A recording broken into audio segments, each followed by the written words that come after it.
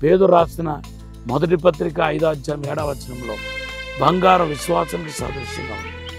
ఈరోజు ఆ విశ్వాసం వరముగా ఇవ్వబడుతున్న విశ్వాసం ఉంది. దేవుని బిడ్డలారా, ఇంకా అనేక రకాల విశ్వాసం ఉంది. ఆ విశ్వాసంలోనికి మనం నడిపించేది ఈ నది మాత్రమే, పరిశుద్ధాత్మ నది మాత్రమే. యేసుక్రీస్తు నామములో మీ అందరికీ శుభములు తెలియపరుస్తున్నాను. మీరందరూ బాగున్నారని ప్రభునందు విశ్వసిస్తున్నాను. ఏమైనా బాధలు ఉంటే యేసు ప్రభువుకు మాత్రమే చెప్పుకోండి. మీరు ఎవరికి చెప్పబాకండి. ఎవరు మనకు సహాయం చేయలేరు. ఈ దినాలు అయితే నోటి మాట సహాయం కూడా చేయటానికి ఇష్టపడలేదు. మనకి యేసు ఒక్కడే శాశ్వతుడు. ఈరోజు దేవుడు అంటున్నాడు, నేను గొర్రెలకు మంచి కాపరిని. ఎవరైతే వేదనతో, బాధతో, కన్నీళ్లతో కృంగిపోయి కృషించిపోయి ఉన్నారు, మిమ్మలను తన భుజం మీద ఎత్తుకొని మోసుకొని నడుస్తాను అంటున్నాడు ప్రభు. మీకు ఆదరణ కలుగుతాయి. యెషయాకర్త 49:15-16 బట్టి ఒక తల్లి వలె మీరు ఓదార్చబడతారు. మిమ్మల్ని దేవుడు స్వస్థపరిచి సాక్షిగా నిలబడబోతున్నాడని ప్రభువారు మాట్లాడుతున్నాడు. ఈరోజు దేవుడు మీకు ఇచ్చిన వాగ్దానం హెబ్రీ పత్రిక 6వ అధ్యాయం 14వ వచనం. ఆ వాగ్దానం ఎత్తిపట్టి ప్రార్థన చేయండి. దేవుని బిడ్డలారా, గత కొద్ది దినాలుగా ఆదికాండం 1వ అధ్యాయం 2వ వచనాన్ని గురించి మనము లోతుగా అధ్యయనం చేసుకుంటూ వస్తున్నాం.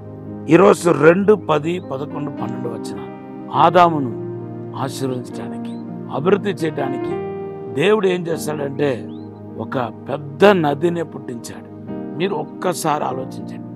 ఆదాము, అవ్వ వీళ్ళిద్దరికి ఎంత నీళ్ళు కావాలి చెప్పండి? ఎంత నీళ్ళు కావాలి?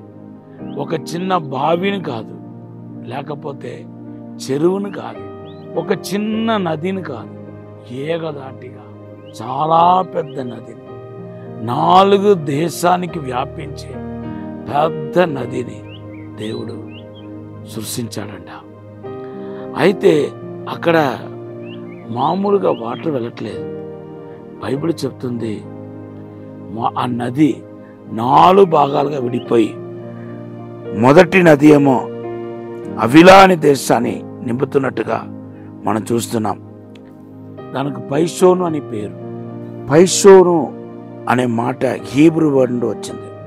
ఈ మాటకు అర్థం ఏంటంటే స్కాటర్డ్ అవ్వటం, అంతేకాదు బ్రేక్ లూస్ అవ్వటం.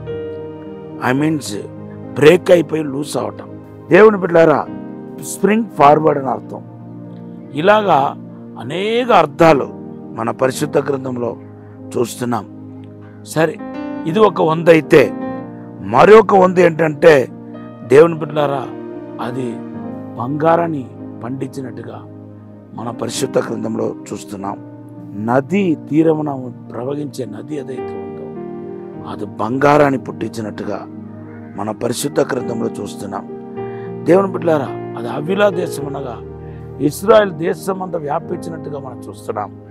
అక్కడ పండిన బంగారం చేత ఆ దినాల్లో యాజకులకు కావలసిన వస్త్రాన్ని తొడిగించడం జరుగుతుంది. యాజకులకు కొన్ని పార్టీ ఏమో బంగారంతో చేయబడినట్టుగా మనం చూస్తున్నాం. నిర్గమకాండం 25వ అధ్యాయం 19వ వచనంలో మనం చూస్తున్నాం. అలాగే మొదటి దినవృత్తాంతం 29వ అధ్యాయం 2వ వచనం చూస్తే దేవుని బిడ్డలారా, అక్కడ పండిన బంగారం చేత దేవుని మందిరం కట్టబడినట్టుగా మనం చూస్తున్నాం. దేవుని బిడ్డల ప్రత్యక్ష గుడారం బంగారంతోనే కట్టబడినట్టుగా మనం చూస్తున్నాం. ఈరోజు ప్యారడైస్ నుండి ప్రవహించే నది ఏదైతే ఉందో అది సాక్షార్థగా దేని చూపిస్తుందంటే పరిశుద్ధాత్మను చూపిస్తుంది. పరిశుద్ధాత్మ నుండి వెల్లడే ఆ నది ప్రవాహం మనకు బంగారం పుట్టిస్తుంది. బంగారం విశ్వాసానికి సాదృశ్యంగా. పేతురు రాసిన మొదటి పత్రిక 5వ అధ్యాయం 7వ వచనంలో బంగారం విశ్వాసానికి సాదృశ్యంగా ఉంది. ఈరోజు ఆ విశ్వాసం వరముగా ఇవ్వబడుతున్న విశ్వాసం ఉంది. దేవుని బిడ్డలారా, ఇంకా అనేక రకాల విశ్వాసం ఉంది. ఆ విశ్వాసంలోనికి మనం నడిపించేది ఈ నది మాత్రమే, పరిశుద్ధాత్మ నది మాత్రమే. ఈరోజు ఆ నది ప్రవహిస్తున్నాయి. మీకు ఆ బంగారాన్ని పండించే నది ప్రవహిస్తున్నాయి. బంగారం ఆత్మీయ ఆశీర్వాదాన్ని, భూసంబంధమైన ఆశీర్వాదాన్ని కూడా చూపిస్తున్నాయి. మీకు ఫైనాన్షియల్గా దేవుడు దీవించబోతున్నాడు. ఆత్మీయంగా ఏమో మనం బలపరచబోతున్నాడు. ఈ సమయంలో ఒక చిన్న ప్రార్థన చేయబోతున్నాను. పరిశుద్ధము నమ్మకమైన పరలోక తండ్రి, నీకు వందనాలు, స్తోత్రాలు ప్రభా. శక్తి చేత కాదు, బలము చేత కాదు, ఆత్మ ద్వారానే ఈ సమస్తము జరుగుతున్నారు ప్రభా. ఇప్పుడే అభిషేకించండి ప్రభా. నది ప్రవాహం ప్రతి ఒక్కరి జీవితంలో ప్రవేశించాలని ప్రార్థన చేస్తున్నాను. పరిశుద్ధాత్మ వలన కలిగే ఆశీర్వాదాలు నిండుగా కలగాలని ప్రార్థన చేస్తున్నాను. అసాధారణమైన అద్భుతమైన కార్యం జరిగించమని, యేసు నామములో అభిషేకించి నడిపించమని, యేసు నామములో అడిగి వేడుకుంటున్నాము తండ్రి. Amen. Have a blessed day. దేవుడు మన దీవించను.